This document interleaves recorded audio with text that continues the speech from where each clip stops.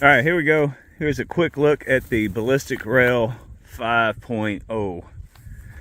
I guess this would be like the 5th generation. This is about the 5th time I've done some major changes to the design.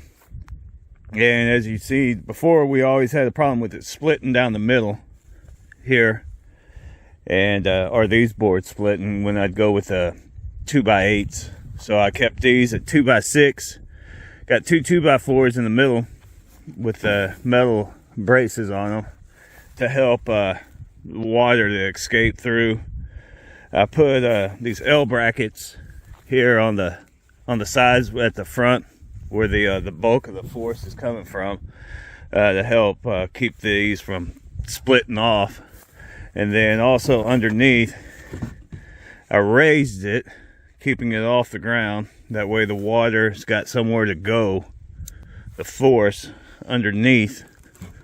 Then in the back, as I guess the emergency backstop or whatever, we got the 2x4 right here, but then I got the 2x6 here, which leaves a gap, and it gives the water somewhere else to go.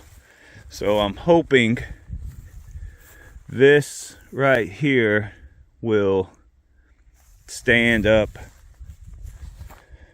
to it now and last. I'm going to give it a coat of paint to help it, with the weather and stuff, because I'm just leaving this out here at the range. I ain't dragging this back and forth.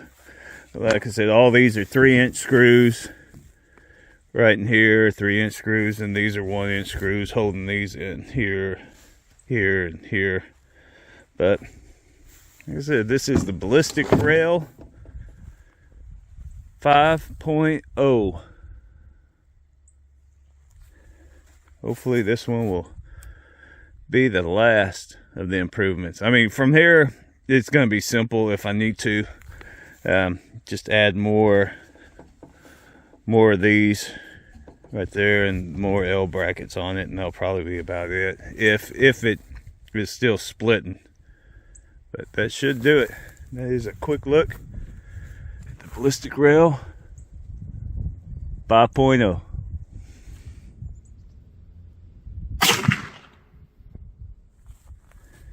It looks solid as ever, so hopefully this will be the last of the improvements to this.